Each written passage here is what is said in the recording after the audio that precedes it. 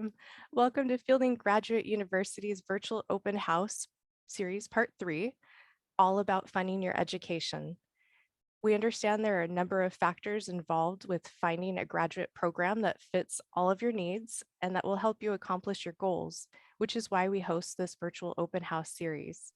Now, if you were unable to attend Part 1 to learn more about Fielding's history, distributed learning environment, and student support services, or Part 2, which provided more insight into Fielding's application process, both were recorded and we'll be happy to share the links with you.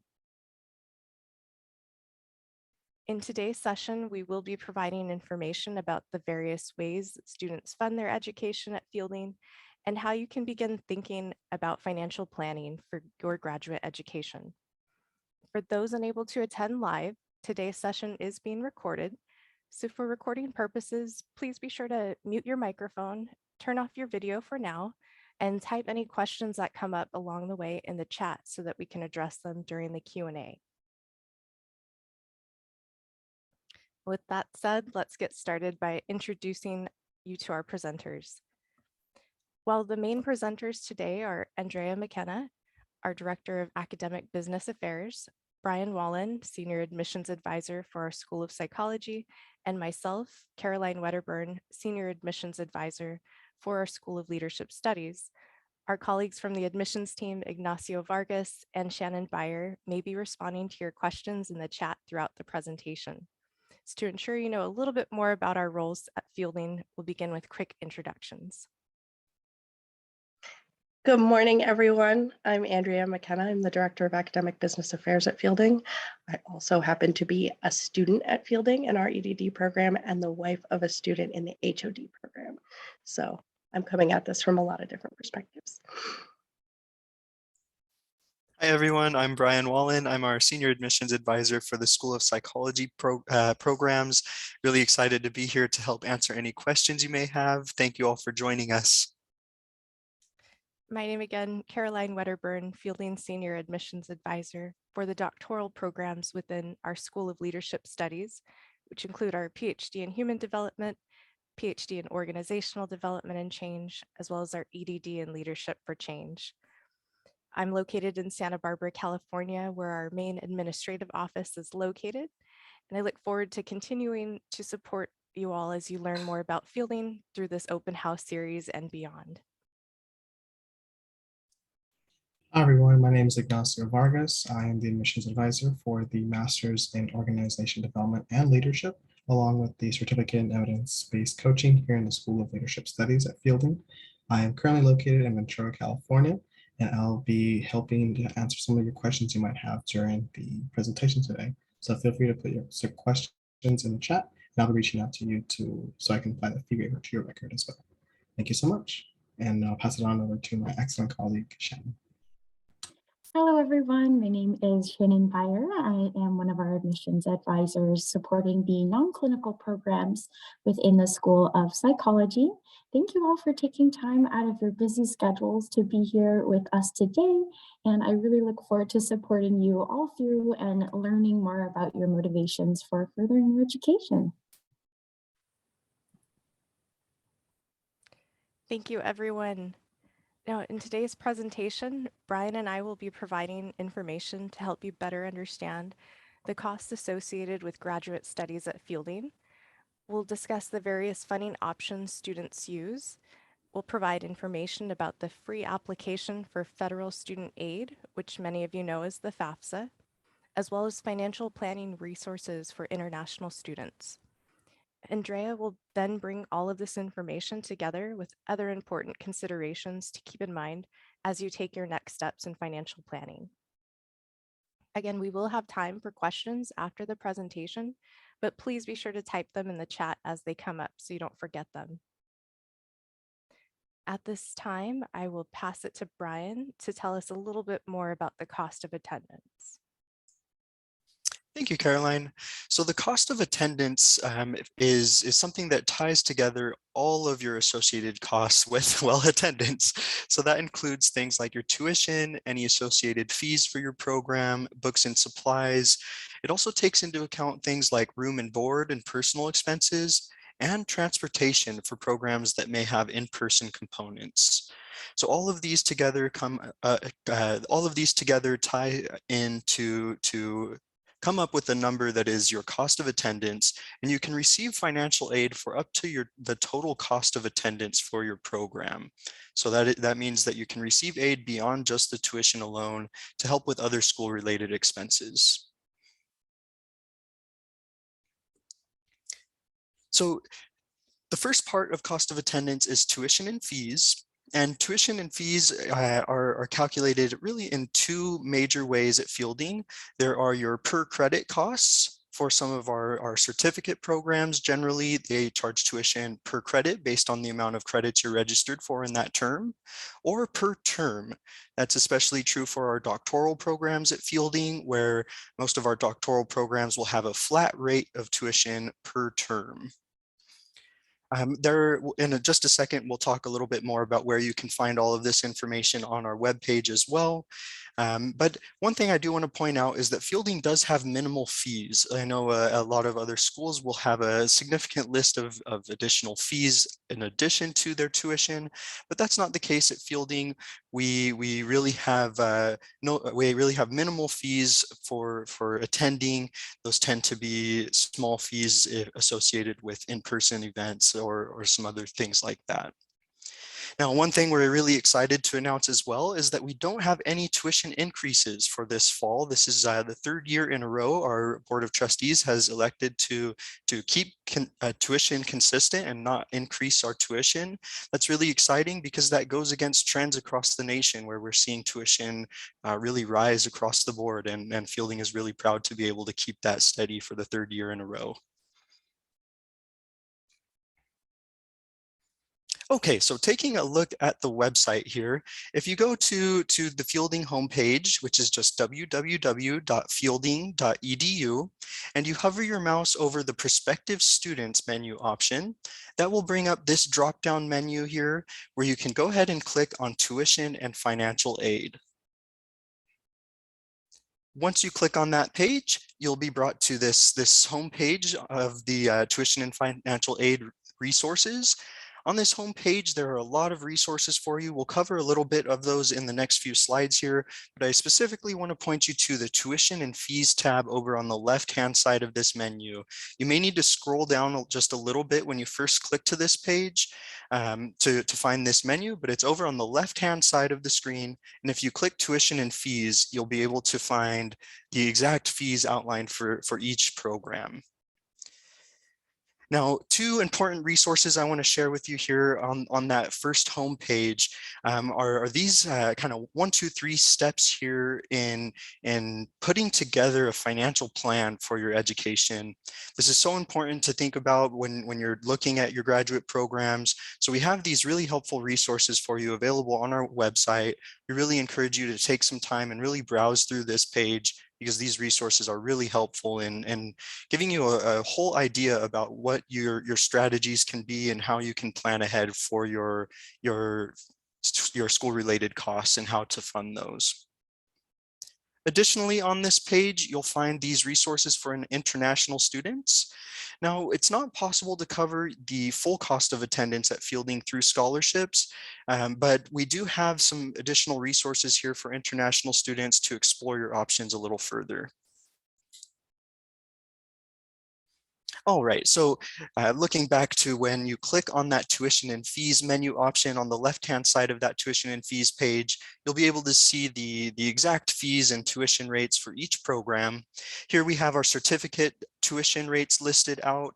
One thing to point out here, most of our certificate programs charge tuition per credit, and that's dependent on how many credits you're registered for in that specific term. Tuition is always paid prior to the start of the term.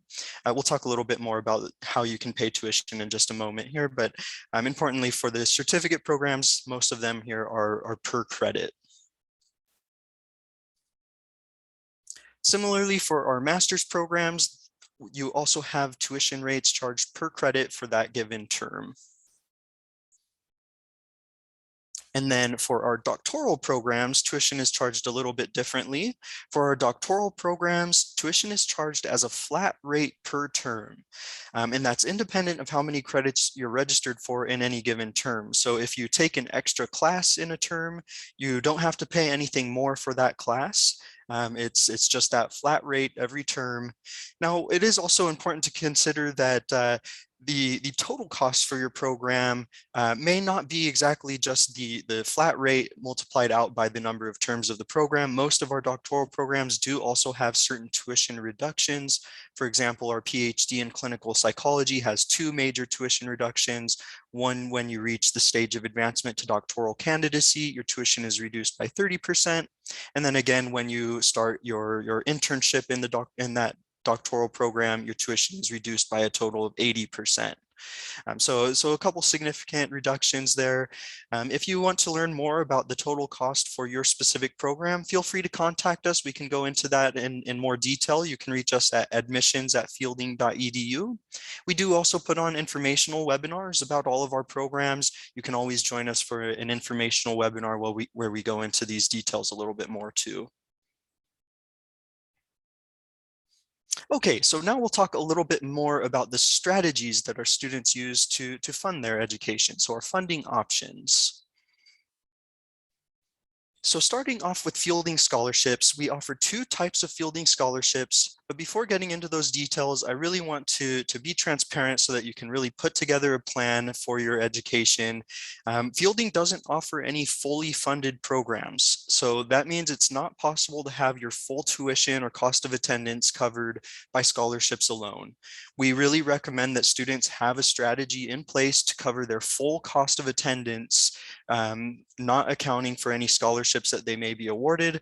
Then if you are awarded scholarships, that can help to really supplement that primary plan that you have in place and to reduce any financial need that you have at that time.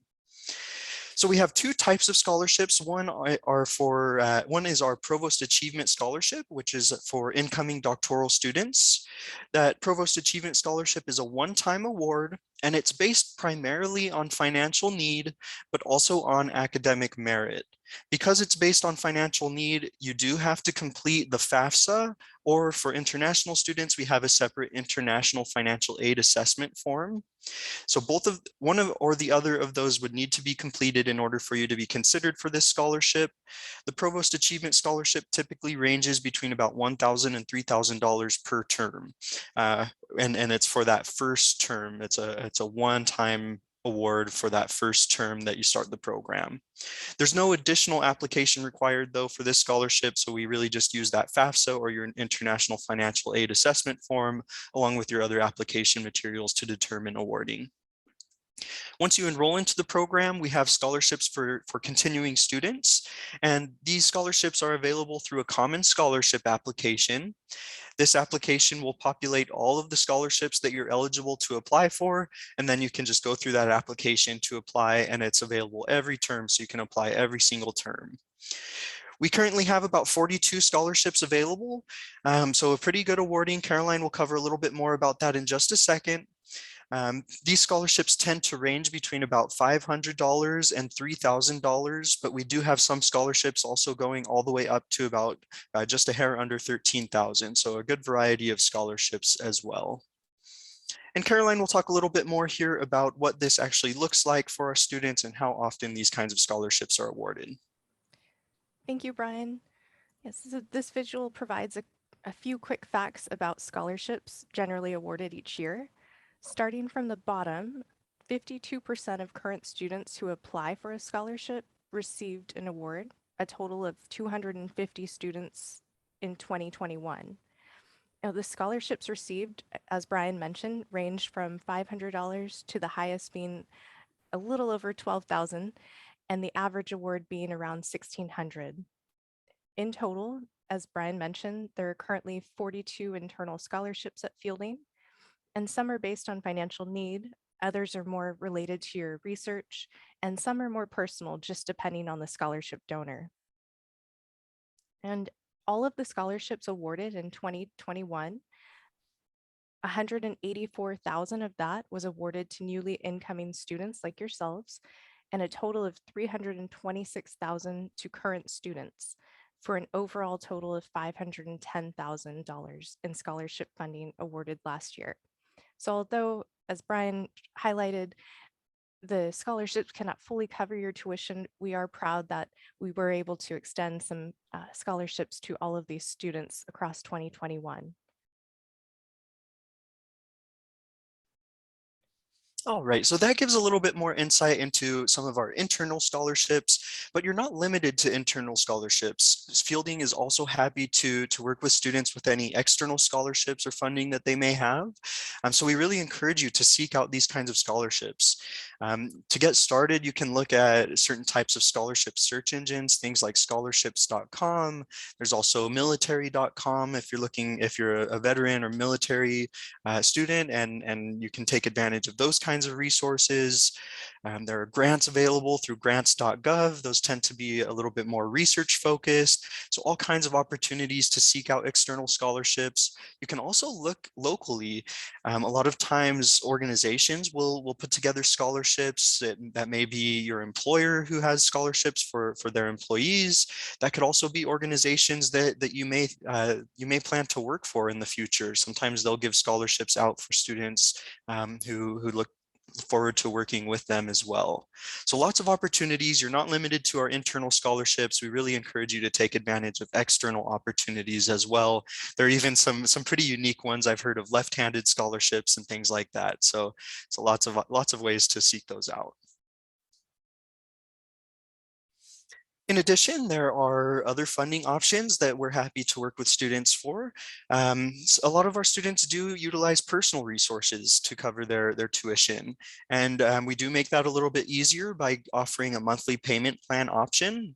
On our monthly payment plan, there is a $50 setup fee when you first enroll in our monthly payment plan. And then your tuition per term is broken down into 4 monthly payments due each month of that term. So for example, our fall term would have a tuition rate, and then that tuition rate would be broken down into 4 monthly payments due starting in September, September, October, November, and December. You'd have 4 monthly payments to cover the tuition for that term. And then it would roll over and you would have that same plan going forward for each term. We also have the options to pay tuition by term or by year.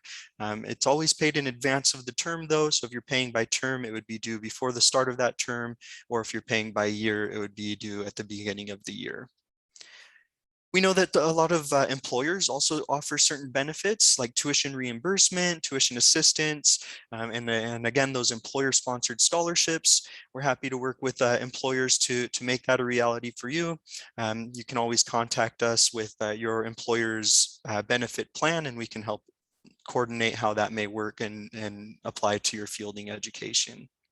We also are happy to work with veterans and take veterans benefits.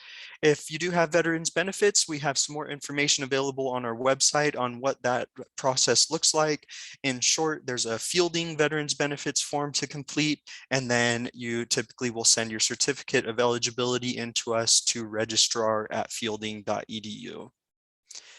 And then finally, for international students, I want to point out again that we don't offer full scholarship funding for our program, so you can't use scholarships to cover the full tuition here, but we do have other types of resources for international students. I know a lot of Canadian students are able to utilize Canadian student aid, and we're happy to take those.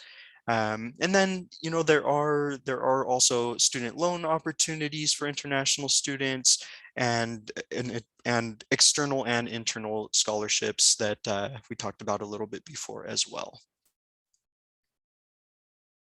Finally, our programs are all eligible for federally offered aid. Now, these are all graduate programs, so these are typically in the form of student loans. To be eligible for federal student loans, you do need to complete the FAFSA, or free application for federal student aid. Caroline will talk a little bit more about what that application looks like in just a second, but the FAFSA is the first step to get started with federal aid. And when you do complete the FAFSA, that will also help you understand if you're eligible for federal funding. Not everyone is eligible, but a lot of people are. So that's your first step to take. There are really two types of federal aid available. Those are direct unsubsidized loans and a direct grad plus loan. The unsubsidized loans do have an annual and a lifetime maximum, and that depends on your previous borrowing history as well as the specific program you're applying to. But for most programs, the annual limits are $20,500 and the lifetime maximum is $138,500. We have a few rates here. Those do change regularly though. So when you do go through that process, you'll want to take a look at those specific rates. The unsubsidized loans don't require a credit check. And then there is a grace period of 6 months after you graduate from your program before you have to start paying that back. There are also income-based repayment plans available as well. Now, the Graduate Plus loan is something that you can receive up to your total cost of attendance, minus any other forms of aid that you've received. So if you need additional funding beyond the unsubsidized loan, you can apply for a Graduate Plus loan as well. There's no lifetime maximum for the Graduate Plus loan, but there is a credit check required for these ones. Now, most people are approved for these Graduate Plus loans as well, as long as they don't have anything particularly outstanding on your credit, but that is a part of the application for that. There are also income-based repayment plans available for the Plus loan. One thing to point out too is if federal funding isn't right for you, we are also happy to work with private lenders. So if you seek out private student loans, we can work with you on that process as well. And if you have any questions about going through these processes, I do want to point out too, our Office of Financial Aid and Scholarships is always happy to help. We'll have more contact information available for you shortly, but they can be reached easily by email at finaid@fielding.edu. Thank you, Brian. I'll take you through a little bit more details regarding the actual application of applying for federal student aid. Now, again, if you are a US citizen or eligible non-US citizen and are considering using federal student loans toward tuition, we highly recommend completing the free application for federal student aid, known as the FAFSA, around the same time as the application deadline. And that is to ensure there are no delays in the enrollment process if you are admitted. And this is because, it can take up to 5 business days before our financial aid team will receive your completed FAFSA, and then they'll need some additional time to process your loan awarding or assist you with resolving any issues like missing paperwork. So having the FAFSA done by the admissions application deadline will ensure there's plenty of time to work with our financial aid team to prepare the loan awarding in time to accept by the enrollment deadline for fall term 2022, which is in August.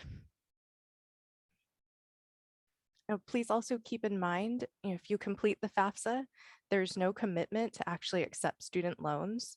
With that said, if you would like to be considered for scholarships available to incoming doctoral students, like the Provost Achievement Scholarship that Brian explained, you'll need to complete the FAFSA to be considered for that scholarship, even if you do not plan on using federal student loans. Now, although the FAFSA is only for US citizens or, again, eligible non-citizens, there is a separate form for international applicants to fill out to be considered for scholarship opportunities available to incoming doctoral students, which I'll cover shortly. For the unsubsidized federal student loan and the Graduate Plus loan, you will need to complete the entrance counseling along with a master promissory note, known as the MPN, at the studentaid.gov website. The entrance counseling and MPN provide important information about the federal student loans, including the terms and conditions, to ensure that you're fully aware of all the details before accepting. Please keep in mind that the Graduate Plus loan has its own entrance counseling, as well as a master promissory note. So if you are going to be using both the unsubsidized federal student loan and the Graduate Plus loan, you'll need to complete entrance counseling and that master promissory note for each. Now, as long as you have added Fielding Graduate University in your FAFSA, once it has been completed, it will be sent directly to Fielding's financial aid team. From there, watch for emails from our financial aid team indicating that your student loan awarding is ready to accept in Fielding's Web Advisor portal. By this time, you should have received your username with instructions on how to log into the Web Advisor portal. And in Web Advisor, you can review your loan amounts, including how they'll be broken down per term, and when ready, either accept or decline the loan awarding. After accepting the loans, the funds will be automatically dispersed after the term begins. As Brian mentioned, should you have any questions about the FAFSA, the application process, our financial aid team is absolutely there to assist you as well. Now, as a reminder, there are financial planning resources available on our tuition webpage for both students within the US as well as internationally located. To navigate there, as Brian showed us, you just hover over the prospective students tab on our website and then click tuition and financial aid. Again, this brings you to the top of our financial aid main page. Just below that, you'll see the financial planning steps Brian mentioned, which are very important, regardless if you're a US citizen or international student planning on graduate education. And if you scroll down further to that light green section, again, there are links to financial assistance and scholarship search tools for international students, as Brian showed us. And if you are an international applicant that would like to be considered for the incoming Fielding doctoral scholarship opportunities, be sure to complete an admissions application and the International Aid Assessment Form, which is available on our scholarships webpage. As long as you complete the admissions application, the International Financial Aid Assessment Form, and are accepted into the program, you will be considered for the scholarships open to incoming doctoral students when funding is available. Now, if you are awarded a scholarship, you'll receive an email notification a couple weeks prior to the enrollment deadline. And then that award would be applied toward your first term tuition, typically for things like that Provost Achievement Scholarship. And now that we've provided insight into the costs associated with graduate education at Fielding, the various funding options that students use, information about the FAFSA, as well as financial planning resources for international students, Andrea will be bringing this information together with other important considerations to keep in mind as you take your next steps in your financial planning.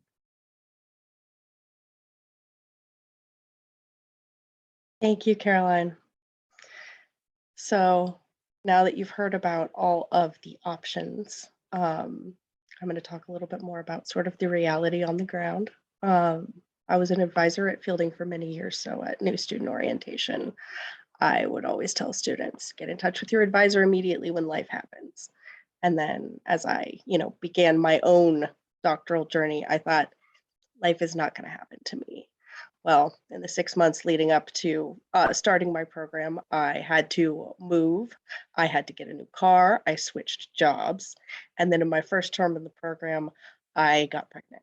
So life happened to me in all sorts of ways that changed my initial financial plan and required that I go back and look at all of these things. So as we go through this, keep in mind it's a living document. Life happens. And when life happens, get in touch with your financial aid advisor, get in touch with your graduate program advisor. It's so key, and they really want to help you. They've got good strategic advice for what to do as your circumstances change. So you have 6 different components that go into your financial plan, and all of these are a little bit fluid based on what's going on in your life. So let's look at the next slide. Your budget. Your student budget maps where you want to spend your available resources. And at the beginning of the program, you can think through, okay, I have this many terms of employer reimbursement. I have this many terms of veterans benefits. I have this much savings to cover the gap payment. This is what I need my timeline to be. And you can work with your graduate program advisor and your financial aid advisor to understand how to finish and the amount of time you need based on your available resources. And again, you're making decisions based on your financial situation right now. And you also want to think about what's your financial situation going to look like when you graduate. Theoretically, you're getting a new degree, your income is going to increase, but you also want to know, what is my repayment going to be? So you want to look at the calculators and see, if I take out this much in loans, this is what my monthly repayment is going to be. And think of what your life is going to look like and what you're going to need to do to get to the point where that's going to be doable for you. In my fielding, there's all sorts of resources for budgeting and money management, and also on the Office of Financial Aid website, there's a couple of really useful links for that. Okay, next slide. You want to integrate your learning plan. Like I said, the learning plan is a living document. You're going to change it several times over the course of your program, but you want to think about right now, how long do you want to spend in this program? How long do you want until you move to the next stage in your career? How long could you afford? And you want to build a really doable learning plan. Lots of students will come in thinking, well, I'm paying by term, so I need to do as much as possible per term. But you want to keep in mind, you're only one person and you only have so many hours in the day. So you want to work with your faculty advisor, who's going to be incredible at providing advice about sequencing and how much you should take on at once. And your graduate program advisor to do a really doable plan that will help you finish on your goal financial timeline. You want to also think about when you'll need to travel. In some of our programs, there are required face-to-face components, particularly our clinical psychology program. And travel can be expensive, so you want to integrate that into your budget. But also, I would say the face-to-face opportunities in other programs that are not required are really high value at fielding and will help you finish faster. So investing in that travel will save you money in tuition down the line. You want to think about when you'll start your research. Sometimes you need to travel for the research, and sometimes there are costs associated with the research. So you want to integrate that into your plan. You also want to talk to your faculty advisor and your dissertation chair about a realistic timeline for your research, because sometimes if you need to do an external institutional review board or things like that, you need to extend your plan by a month to account for other requirements.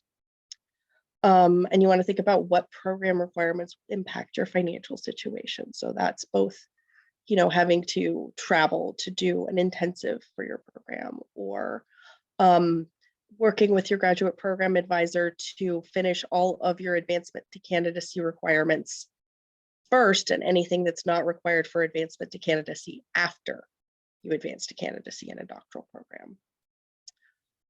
So again, be in close touch with your faculty advisor and your graduate program advisor to align your learning plan with your goals and your circumstances as they change.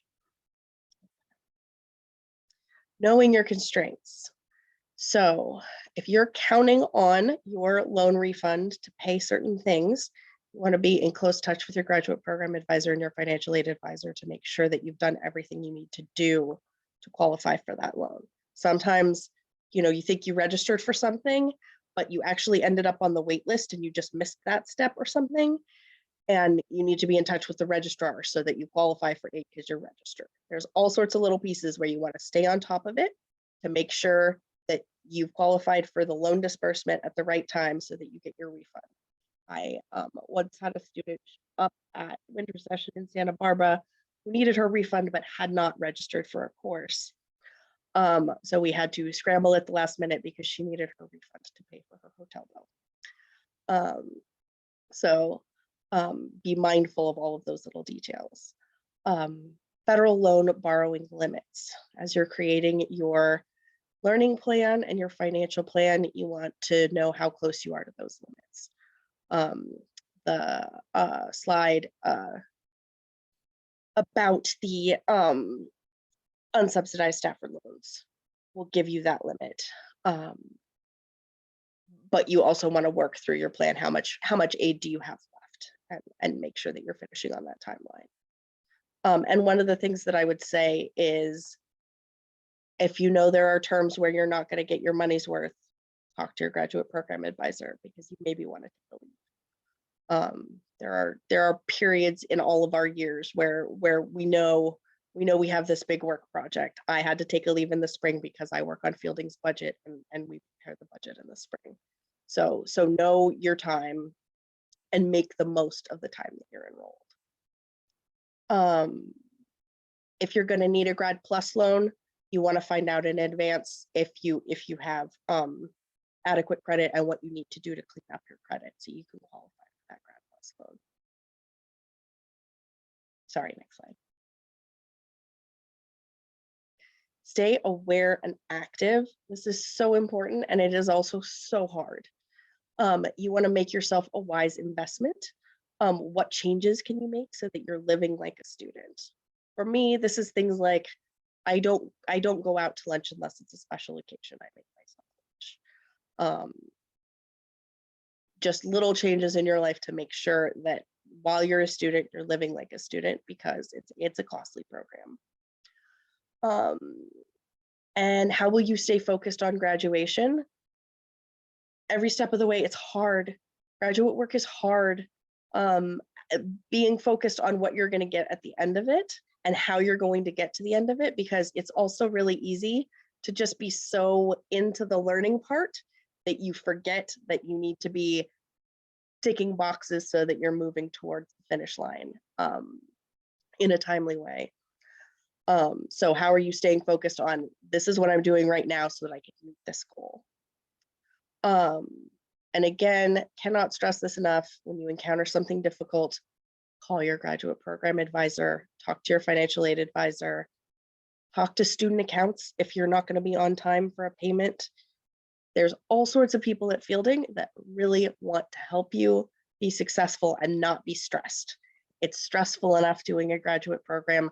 They don't want extra stress on you. They want to help you make this as smooth as possible. So use your people, and use all of the resources posted on my Fielding too.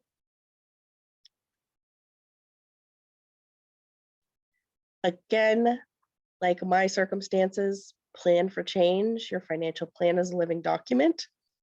You might get lucky and you might be at a time where the plan that you make at the beginning is a plan that you could stay on until the end. That didn't happen for me, and I know other students that hasn't happened for, but some, they get lucky. You want to keep track as your academic plan changes. You might decide you're interested in something you didn't realize you were interested in the beginning. You want to make sure that you adjust your plan so that you could still finish on your original timeline with that new focus area, things like that. Life changes. Life is always going to come at you. I have a 3-year-old now. As your life changes, look at your financial plan, look at your learning plan, and use all of your people to help you finish when in a doable time frame. And extra funding support, apply for scholarships, talk to the financial aid office about what scholarships you might qualify for. The Fielding scholarship application is structured now so that it's really easy for you to apply. There are scholarships that we have that we can't give out money for because people didn't apply. So go in there and do it. It is so worth your time. Thank you so much for all of that valuable insight and important information to keep in mind with planning. Now, in regards to your next steps, we also understand everyone's particular needs are different. And if you have questions about financial planning, we encourage you to connect with the financial aid team individually. To connect, you're welcome to email them with any questions you have, give them a call, or if you're a very busy individual, you're absolutely welcome to schedule an appointment. Now, your admissions advisors are always a helpful resource as well. We're happy to help if you have any preliminary questions about tuition costs and financial planning for your particular program of interest. Additionally, continue joining us for the last 2 events of our virtual open house. Part 4 is all about preparing for grad school with some helpful tips provided by our Director of Recruitment, our Director of Advising, and our Director of Enrollment Services, all of whom are actually recent graduates of graduate programs. So they have direct recent experience being students. Could give you some really good tips. And part 5 is a dedicated Q&A for most of our doctoral programs with a panel of current students. It's a great opportunity to hear directly from current students about their experiences so far at Fielding. Now, if you're viewing the recording, if you're viewing the recording of today's presentation, we're so glad that you could invest your valuable time to learn more about financial planning for your graduate education, and we look forward to supporting you with any follow-up questions. Thank you for joining us, and we look forward to those questions as they come up.